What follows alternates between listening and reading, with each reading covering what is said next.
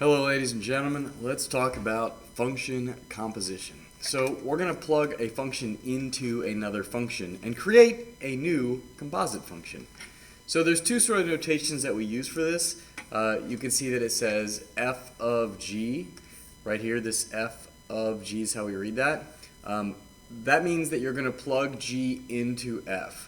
Maybe another way of saying that would be like this, using this notation. This is where g of x is the input to the function f. So you plug the entire function into the other function. Probably going to want to see some for this to make more sense. So first thing, it says f of g of 5. What that means is I want you to find g of 5, and whatever you get for your answer, we're going to plug into f, and then we'll figure out what it is. So first, let's find g of 5. You work inside out. G of 5. If you plug 5 into the g function, then you would have 2 times 5 minus 1. So 2 times 5 minus 1, that's 9. So if g of 5 is 9, now what I'm going to do is plug 9 into f. So f of 9. F of 9 would be 9 squared, so it's 81. That means that g, or f of g of 5 is 81. Or you could say this notation as well. If you plug 5 into g, and then you take that answer and plug it into f, you get 81. So f of g of 5 is 81. Let's try another one. G of f of 7. That means first find f of 7. So f of 7 would be 7 squared. F of 7 is 49. So then we're going to take that answer and we're going to plug it in to g. So g of 49 is 2 times 49 minus 1. So g of 49 is 98 minus 1, which is 97. So that means that when you plug 7 into f, you get 49, and when you plug that into g, you get 97. So g of f of 7 is 97. So we'll say, maybe use the other notation, g of f of 7 is 97. F of f, so plugging a function into itself, a little weird, but that means we're going to say x, or first we'll find f of 3, which is 3 squared, so 9. And then we're going to take that and we're going to plug it back in. So f of 9 would be 9 squared, which is 81. So this is f of 9, or no, of 3 rather, and that gets you 81. When you plug 3 into f, you get 9, and when you take that answer and plug it into f again, you square it again, you get 81. So that's called a recursive function. That's pretty fancy. F of g of x. So what if we do it with just the variables? So we're going to actually create a new function instead of having an evaluated spot. F of g of x. So that means we're going to take g of x and we're going to plug it in to f. So instead of x squared, it's going to be 2x minus 1 squared. Now, we can take that and we can simplify it. 2x minus 1, 2x minus 1, and we'll FOIL 4x squared minus 2x plus 1, which simplifies to 4x squared minus 4x plus 1. So f of g of x is 4x squared minus 4x plus 1. G of f of x, so going the other way. G of f means the input is f. You're going to take x squared, and everywhere you see an x in this other equation, everywhere you see a g of x, you're going to put x squared instead. So this would be 2x squared minus 1. And that's it. You don't simplify anything, it's just 2x squared minus 1. F of f is when you plug the function into itself. So if f is x squared, then I'm going to take something and I'm going to square it. Well, what's the something? Well, it's itself. So I'm going to take x squared and square it. That looks really weird, but that would be x to the 4th power. So f of x is x to the 4th. Now you can kind of, if we had these in the first place, we could have used them to evaluate. Like if I said what's f of 3, that's 3 to the 4th power. 3 to the 4th power is 81. 3, 9, 27, 81. Same thing here.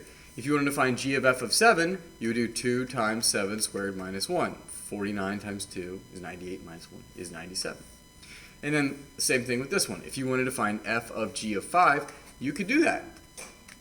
4 times 5 squared minus 4 times 5 plus 1. So 25 times 4 is 100, minus 20 plus 1, 100 minus 20 is 80, 80 plus 1 is 81. So I could have used those functions if I had them, but I didn't, so I didn't. But the answer should be the same either way. Let's keep moving. Here's two functions. I want you to find the composite functions. So g of f means I want you to take f, the input function. This guy is going to go in everywhere you see an x. So instead of x squared, I'm going to have 3x plus 8 squared. Now I'm going to expand that out, and I'm going to just write it out twice because I'm going to FOIL. So 3x times 3x is 9x squared plus 24x plus another 24x plus 8 times 8 is 64. 9x squared plus 48x plus 64. Let's do another recursive function, f of f. So f of x is 3x plus 8. So instead of x, it's going to be 3 times something plus 8. But then this is where it's like, okay, what am I plugging in? I'm plugging in itself. Well, itself is 3x plus 8. So instead of 3x plus 8, it's 3x plus 8 plus 8. You're plugging the function into itself. So instead of x, I'm taking 3x plus 8 and plugging it in. And then I can simplify that. I get 9x plus 24 plus 8, so it's 9x plus 32. So that's a recursive function when you plug it into itself. All right, let's try a couple more. F of g of x. So we're taking g of x and we're plugging it into f. So instead of x squared, it's going to be whatever g of x is. So that would be radical x minus 3. So the square root of x minus 3 quantity squared is just x minus 3. When you square root, you get the radicand. G of f of x. So go the other way. Take f and plug it in everywhere you see an x in g of x. So instead of x minus 3, it will be x squared minus 3. So square root of x squared minus 3. Okay, we're going to start talking about domain now.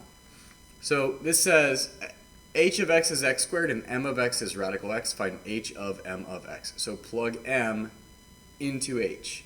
So if I plug m into h, I would have something squared, but the something is radical x, and you just get x. But what's weird about this is we're talking about composite functions, and it says what is the domain of the composite function. So if you're going to find the domain, then what that means is you need to know what you're allowed to plug in to each stage of this composite function. So if I say what is h of m of x, you first have to decide what are you allowed to plug into m of x. So the domain of m, since it's the square root of x, you can only plug in numbers that are non-negative, which means x has to be greater than or equal to 0. If you try and plug a negative number in, like -1, into m of x, you would say the square root of -1, which is imaginary, and then you're not going to be able to plug that into h of x because it's a non-real answer. So because the domain of m of x is restricted, then the domain of the composite function is also restricted. So the domain of h of m of x, since it requires m of x to be plugged in, you can't plug anything in that won't go into m of x. So the domain of m of x is 0 to infinity. That means that the domain of the composite function is 0 to infinity. You can't plug anything into m of x that is negative, so you can't plug that number then in to h of x. It's kind of weird, but you work inside out, and you see what the domain of each of those internal functions is. Let's do h of m of 16. H of m of 16. So if I find m of 16, that would be the square root of 16. So m of 16 is 4. So what's h of 4? H of 4, well, that's 4 squared. 4 squared is 16. This is going to be a good example for what I was trying to say before. H of m of -100. So if you looked at what we simplified, we said h of m of x, and we said it's just x. So shouldn't this just be -100? This one was positive 16. So wouldn't this just be -100? We simplified it to just be regular x. And it's not going to be, and I'll show you why. You're working inside out. m of negative 100. So you try and take m of negative 100, the square root of negative 100. Wait a minute. That's imaginary. That's 10I. Well, I'm not going to plug that in to h of x because it's not part of the domain. We're not talking about imaginary numbers, we're talking about real numbers. So then this is going to end up being non-real answer. You can't plug that in to this function if you're talking about the real number systems. Now, we could, in this problem, plug it in as a imaginary number and get negative 100, but we're talking about real numbers here. So since it's not in the domain of m of x, it's not in the domain of h of m of x. So we'll say this is non-real. Okay, it's not bigger than 0. We said that you can only plug in numbers between 0 and 100, not negative 100. It's kind of a weird thing. So here's how we do this. If you're trying to find g of x and f of x, two different functions, so this is f of g of x. If you're going to plug g of x into a function, you need to first find the domain of the input function, g of x. So I'll say the input function.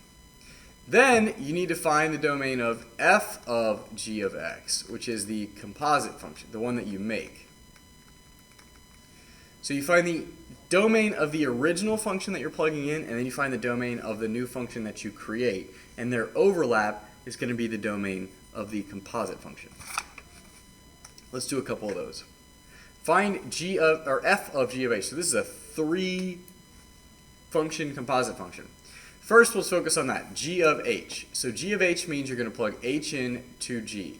So g of h of x is, instead of radical x, it's going to be radical x minus 1, plugging x minus 1 into x.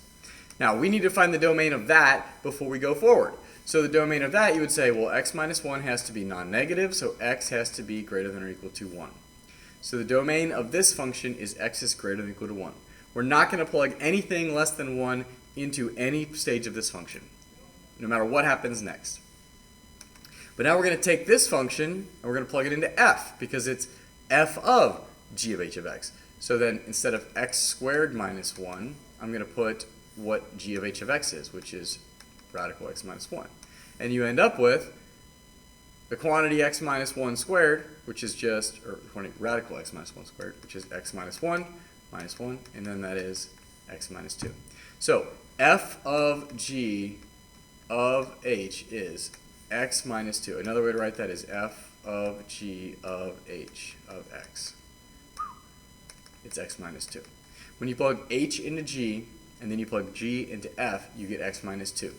But there's a domain restriction somewhere in that chain. So even though it's x minus 2, the domain of this function is still x is greater than or equal to 1, which we'll write as 1 to infinity, and that's a bracket, 1 to infinity. You're not going to be able to plug anything smaller than 1 in, because at some point then you would end up taking a square root of a negative and it won't work. Okay, now let's try something a little different here. It says identify the composition of two functions. So basically, what could I plug into one function to get this new function? So kind of look at it as like two parts. If you had just something that you have a fourth root and you have an x plus 9, there's sort of two things that happen in this problem. There's an x plus 9, you would do that first, and then you would take the fourth root. So I'm going to say f of g of x. Let's see, well, maybe I won't even do that. Let's just talk about the two functions I'm going to use, f of x and g of x. So I want to take some function and plug it into another function. Think about what you do first. If you were to plug a number into this, the first thing you would do is add 9. So let's make that the inside function. Let's just say x plus 9. Whatever number you give me, I'm going to add 9. So if it was 1, I'd say 1 plus 9.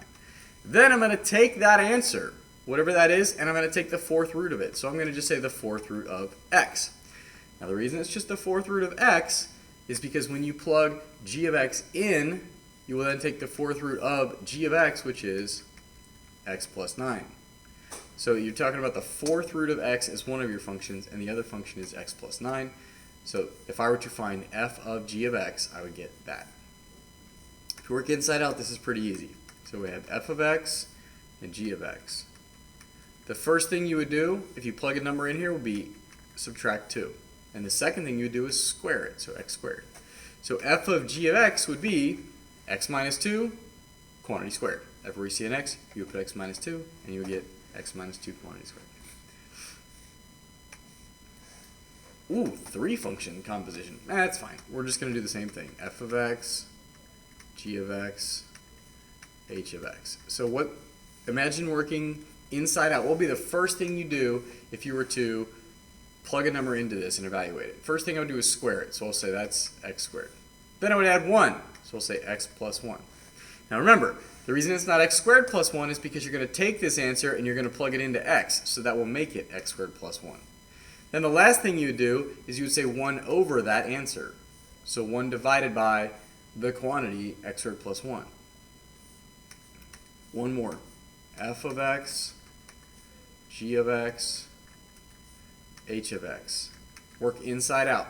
First thing you do is you square root x. What do you do after that? You take whatever your answer is and you add 4. What do you do with that? You take whatever your answer is to the 9th power. So you work inside out.